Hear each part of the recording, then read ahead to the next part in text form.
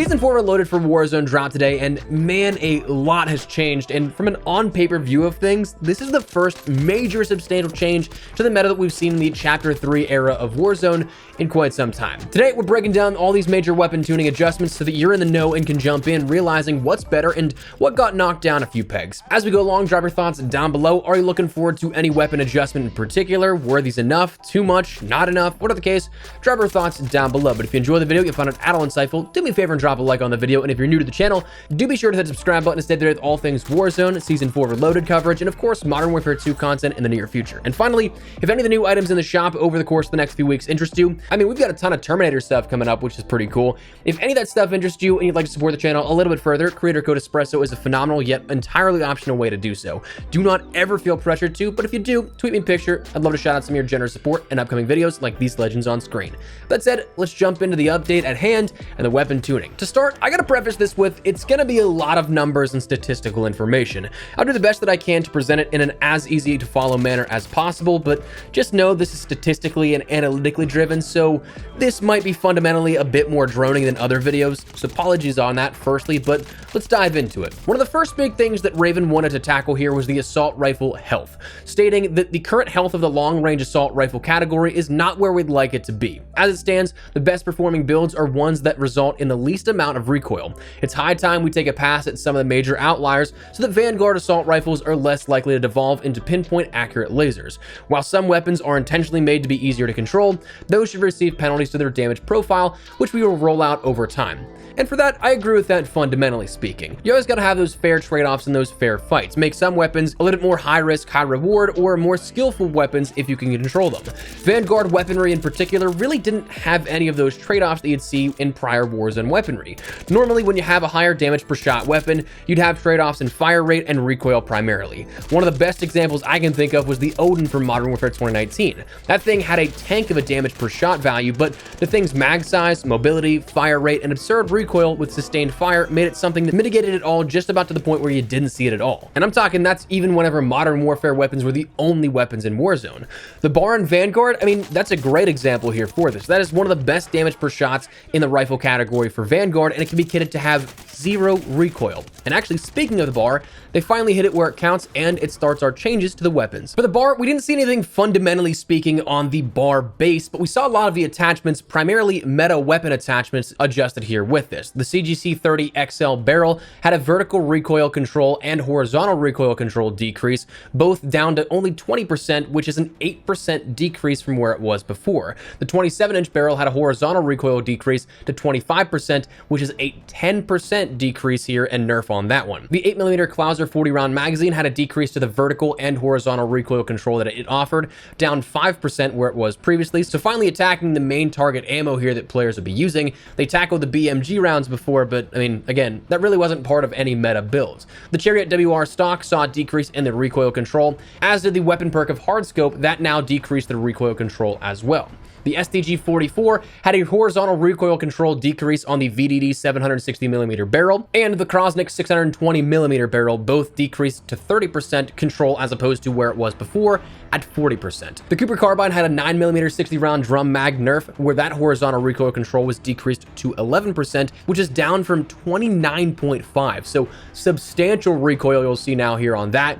The Itcher Burst actually got a slight buff while we're talking about all these nerfs. The 303 British 36-round magazine had a muzzle velocity increase, so giving a little bit more speed on that one. The NZ41 finally got a nerf here, where the sustained recoil control was decreased, the max damage range was decreased by about 2 meters here, the minimum damage was decreased to 30, down from 34, and the neck damage multiplier was decreased to 1.27, down from 1.3. Now, preliminarily speaking, we don't know if this is going to be something that completely dethrones the NZ41, because pre-patch that was basically about the only rifle worth using. You could use the bar, you could use the Nikita, you could use the KGM-40, but I mean, the NZ was just the head and shoulders clear-cut meta weapon for the rifle category. So we'll see if that completely dethrones it or if it just slightly knocks it off course, but it did get a handful of nerfs.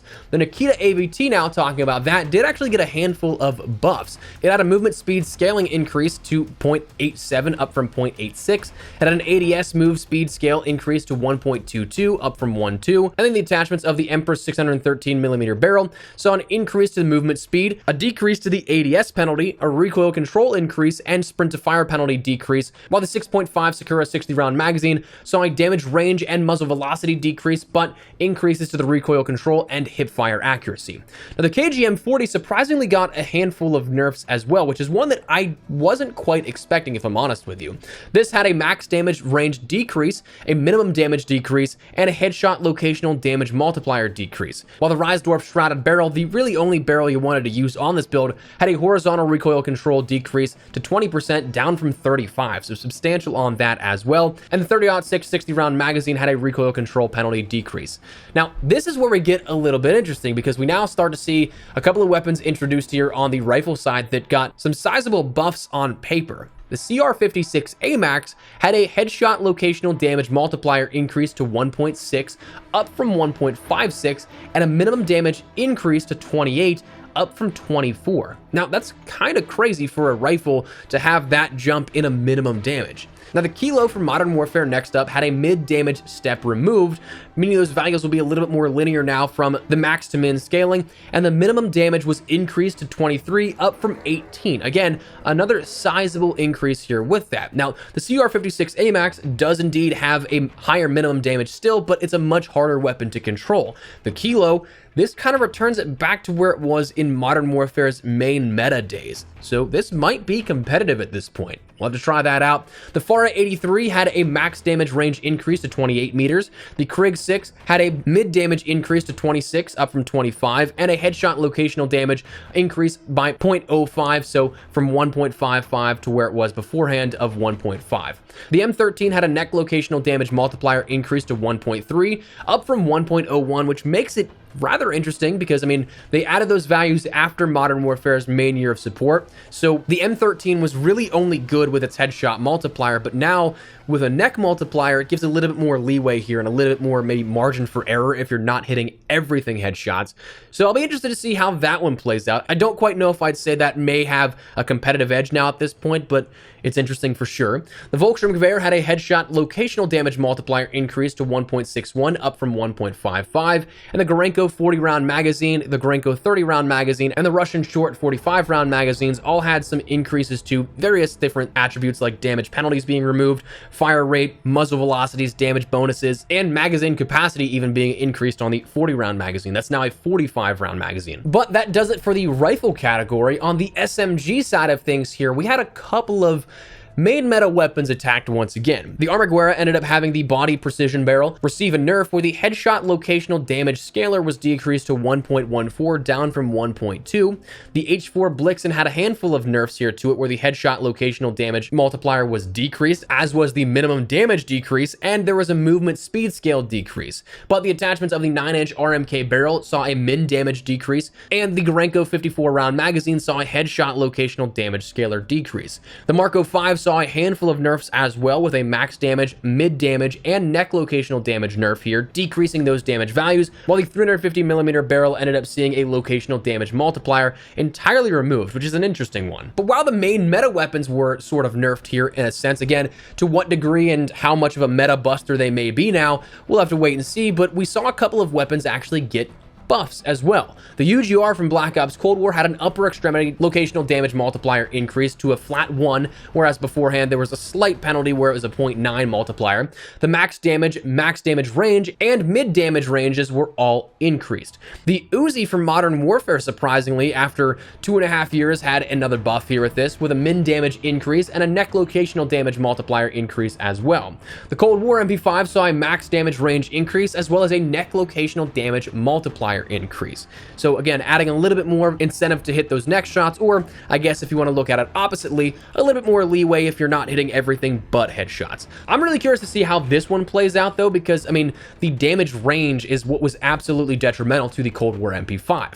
Only 7.6 meters beforehand was not a lot of room to work with and made it really only good for super close quarters. 10 meters gives it a little bit more freedom to be maybe potentially another weapon you can actually pick up on a regular basis.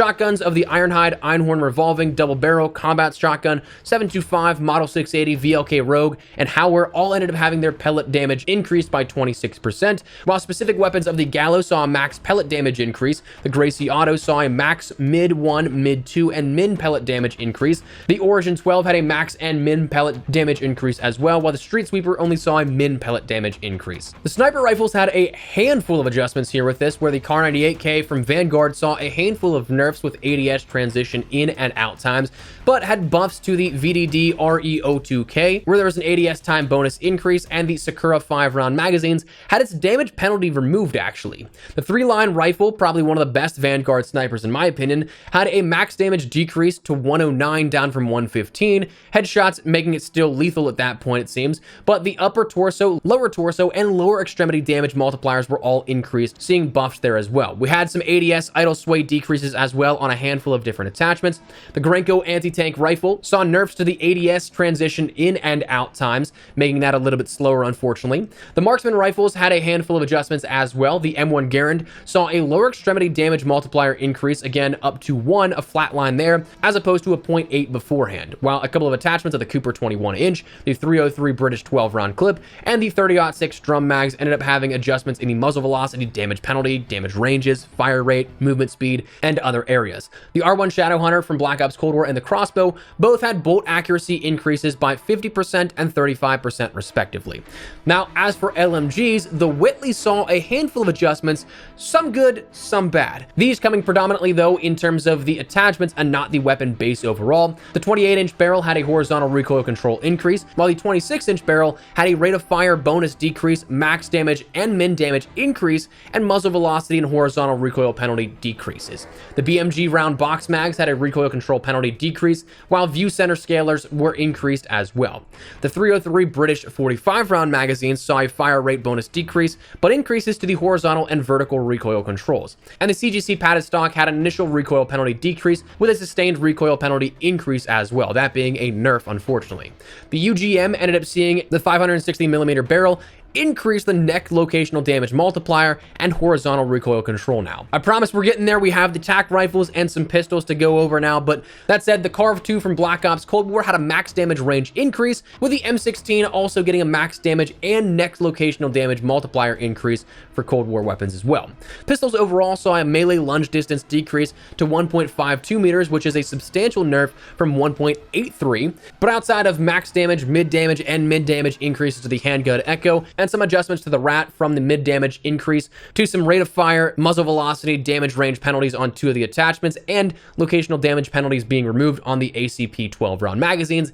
That is your weapon tuning. So that said, that is everything that changed here in our overall weapons, but man, there's a lot of changes that are definitely substantial and some things you should keep an eye out. So for that, we're going to be taking a look at the meta weapons here, some best loadouts for you guys very, very soon, either tomorrow or Friday. We'll keep you up to date with all of that, so stick it here on the channel. But that is the weapon tuning that happened with the Season 4 Reloaded update. Let me know your thoughts down below. What do you guys think of these changes? Like them, dislike them, whatever the case, feel free to share. But if you guys enjoyed the video, if you found it at all insightful, do me a favor and drop a like on the video. And if you're new to the channel, hit the subscribe button so you don't miss a single thing regarding all things Modern Warfare 2, Warzone, Season 4 Reloaded, anything COD related, we got you covered here on the channel. But that said, thanks so much for watching. My name is Espresso. I'll see you guys later.